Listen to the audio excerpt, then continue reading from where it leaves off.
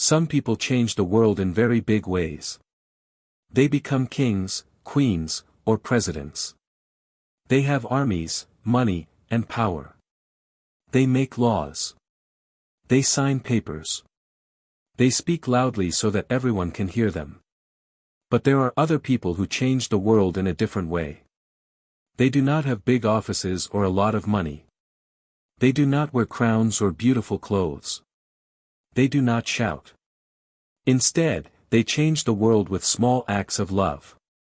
They smile. They listen. They help.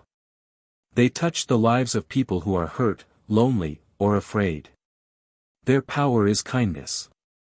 And sometimes, kindness can be stronger than any army. This story is about one of those people.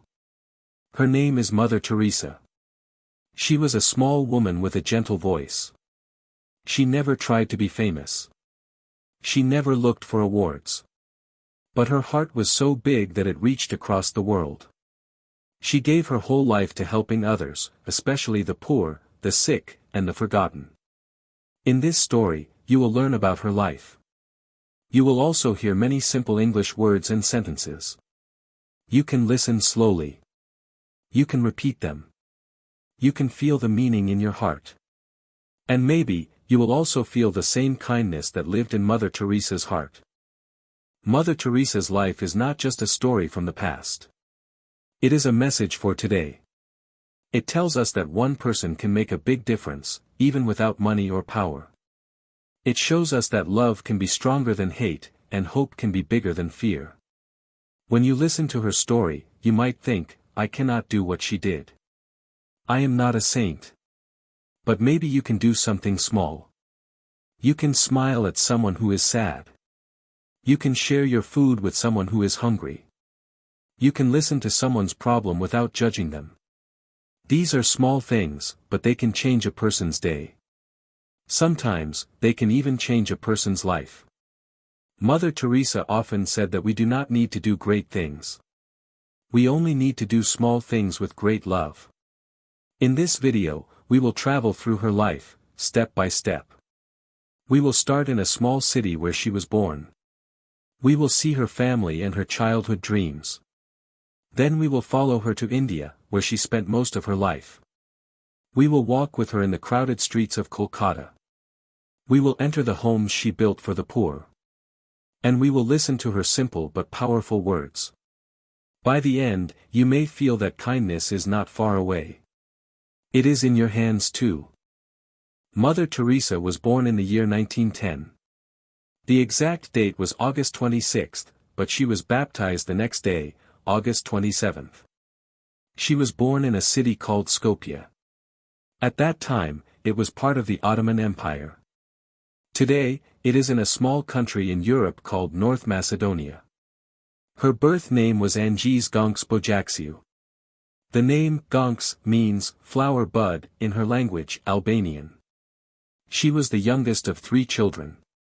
She had an older brother named Lazar and an older sister named Aga. Her father, Nikola, was a businessman who also took part in local politics. Her mother, Drana, was a strong and kind woman who cared deeply for her children. When Angees was only 8 years old, her father became sick and died. This was very hard for the family. They lost not only a parent but also the main source of income. Her mother had to raise the 3 children alone. She worked hard to keep them safe, fed, and educated. The family was not rich, but they had something more valuable, love and faith. Every night, they prayed together. Every Sunday, they went to church. These early years taught young Angees that love, faith, and family are more important than money. 4. Early life, childhood. When she was a little girl, Angees was small and quiet.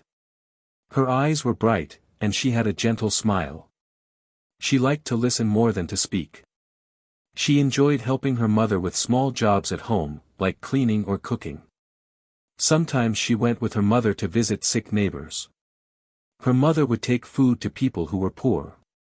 She would give clothes to people who were cold. Even though their own family did not have much, her mother always found a way to share. These actions made a deep mark on Angie's heart. She saw that kindness is not about how much you have, but how much you give.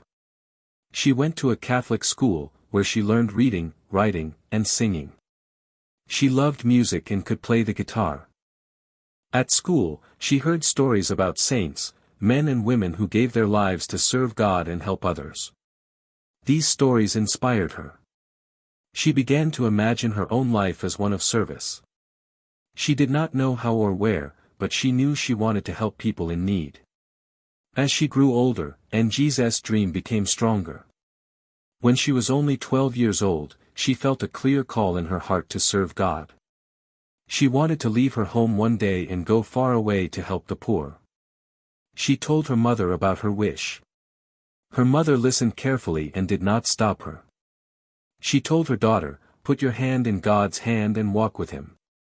These words gave young Angie's courage. But she was still too young to leave home, so she stayed in Skopje for a few more years. She continued her studies. She learned more about the world outside her city.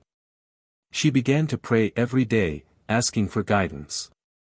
By the time she was 18, she was sure of her path. She decided to join a group of nuns called the Sisters of Loreto, who were working in India. This would be the first step in her long journey. In 1928, when Angie's was 18 years old, she left her home in Skopje for the first time. It was not an easy choice. She had to say goodbye to her mother, brother, and sister. She knew she might never see them again. But her heart told her she must go. She traveled first to Ireland to join the Sisters of Loreto. There, she learned English, because it was the language used in India. It was a strange and cold place for her. The food, the weather, and the language were all different from what she knew. But she worked hard and learned quickly. After only a few months, she was ready for the next step, her journey to India. She took a long ship trip that lasted many weeks. Finally, she arrived in Kolkata, India, in 1929. She began her work as a young nun, full of hope and ready to serve. After receiving permission from the church, Sister Teresa left the Loreto convent in 1948. She put on a simple white sari with a blue border. This would become her lifelong clothing. It was the dress of poor women in India. She wanted to be like the people she served. She went into the streets of Kolkata with no money, only trust in God. At first, she had nothing, no building, no helpers, no resources. She began by teaching poor children under a tree. She wrote letters in the dirt because she had no blackboard. She visited sick people in their homes. She gave medicine when she had it. When she did not, she simply held their hands and prayed. People began to notice her work. Slowly, others came to help. This was the beginning of something much bigger, the work that would one day inspire the whole world. Kolkata in the late 1940s was a city full of life but also full of pain. The streets were crowded with people selling food, carrying goods, or begging for coins. Many families lived in small huts made from tin, wood, or pieces of cloth. The air was hot and humid, and in the rainy season, water filled the streets. Diseases like cholera and tuberculosis spread quickly, and many people died without ever seeing a doctor. Mother Teresa walked through these streets every day. She saw children sleeping on sidewalks with no blanket. She saw old men too weak to stand, lying under the burning sun. She saw women carrying water for long distances, their feet bare and sore. These images stayed in her heart and gave her strength to keep going. She believed that no one should die alone, unwanted, and unloved. Every person, rich or poor, deserved dignity. This belief became the center of her life's work. In the first months, Mother Teresa's work was very simple but very hard. She started by teaching children to read and write in the open air. She used sticks to draw letters in the dirt. She sang songs with them. She told them stories about kindness and honesty. Slowly, parents began to trust her. They sent more children to learn. But she did not stop at teaching. She visited people who were sick. Sometimes she cleaned their wounds with her own hands. She gave medicine when she had it, but often she had nothing except her touch and her prayers. She also gave food to those who were hungry. At night, she returned to her small rented room, tired but happy. She knew she was doing what she was meant to do. Her days were long, but they were full of love. Mother Teresa could not do all this alone for long. She needed help. Soon, some of her former students came to join her. They were young women who believed in her mission. They wore the same simple sari with a blue border and lived simply, eating plain food and sleeping on mats. Together, they began to visit more homes, more streets, and more sick people. They washed wounds, gave baths to those who could not move, and cooked small meals. They also began to take in people who had nowhere to go. Mother Teresa told them, "We are not here to judge. We are here to love and to serve." Her small group of helpers became a family. And this family of service was about to grow much bigger. In 1950, Mother Teresa officially started a new religious order called the Missionaries of Charity. The goal was simple but powerful: to care for the hungry, the naked, the homeless, the crippled, the blind, the lepers, and all those people who feel unwanted, unloved, and uncared for. The sisters took vows of poverty, chastity, and obedience, but they also took a fourth vow: to give wholehearted free service to the poorest of the poor. They wore the same white sar. The first big project of the Missionaries of Charity was a home for the dying. It was called Nirmal, which means pure heart. It was a simple building near the Kaligat temple. Here, people who were very sick and near death could find a bed, food, and someone to care for them. Mother Teresa believed that even if a person lived only a few more hours, they deserved to die with dignity and love. She and her sisters bathed the sick, fed them, and held their hands as they passed away. Many of these people had been lying alone in the streets before the sisters found them. In the home for the dying, they were no longer alone. Some smiled for the first time in years. Some even recovered enough to return to their families. It was a place of both sadness and peace. Mother Teresa and her sisters also began to care for people with leprosy, a disease that caused fear and shame. Many people would not touch leprosy patients because they were afraid of catching the disease. But Mother Teresa touched them without fear. She cleaned their wounds and gave them medicine. She wanted them to feel loved and respected. She also opened a home for abandoned children. Many babies were left at the door of the sisters' homes because their families could not care for them. The sisters fed the babies, kept them warm, and tried to find them loving homes. Every person, no matter how small or sick, was important to Mother Teresa. She often said, "Each one of them is Jesus in disguise." By the 1960s, the Missionaries of Charity had grown beyond Kolkata. New houses were opened in other parts of India. Then, they began to open centers in other countries. Sisters went to places where people were suffering from poverty, hunger, or war. They brought the same white sari, the same spirit of service, and the same message of love. Volunteers from different backgrounds joined them. The work was not easy. Sometimes they faced danger from violence or sickness. Sometimes they were criticized. By the 1970s, people around the world began to hear about the small woman in a white sari who walked through the crowded, dusty streets of Kolkata. She was not a politician. She was not rich. She had no television show, no famous family name. But her work spoke louder than any advertisement. Journalists came to see her. They followed her as she bent down to lift a dying man from the roadside, as she gave food to a hungry child, as she smiled at someone who had not been smiled at in years. Photographers took pictures that touched people's hearts, photos of her kneeling beside the sick, of her holding a baby in her arms, of her praying in a small, simple chapel.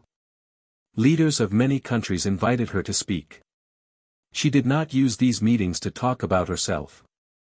She spoke about the poor, the sick, the forgotten. She asked for help, not for herself, but for those who had nothing. She began to receive awards, the Padma Shri from India, the Pope John XXII Peace Prize, the Templeton Prize. Every time she received money from an award, she gave it away to feed the hungry, to buy medicine, to build homes. She said awards were not important, but the attention they brought to the suffering of the poor was important. Fame did not change her.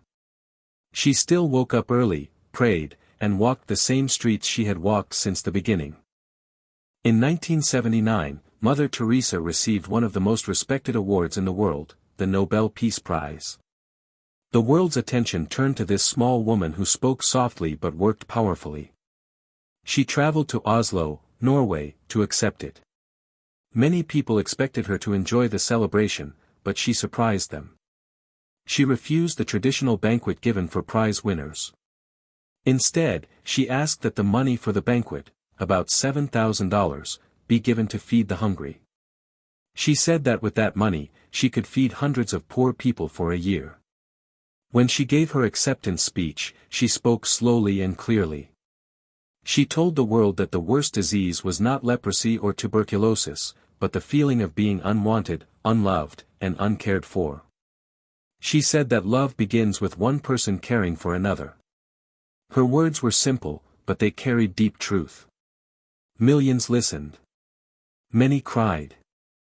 The Nobel Prize made her famous in every corner of the world, but she used this fame not to enjoy comfort, but to speak louder for those who had no voice. After the Nobel Prize, many people thought Mother Teresa's life would change. Usually, when someone becomes so famous, they travel in first-class planes, stay in expensive hotels, and wear new clothes. But Mother Teresa did not change at all. She returned to her small room in the Mother House in Kolkata. Her bed was still a simple wooden one. She still wore the same white sari with a blue border. She still ate simple food, usually rice and vegetables. She continued to walk through dirty streets, pick up the sick from the ground, and clean their wounds with her own hands. She often said, "I am a small pencil in God's hand.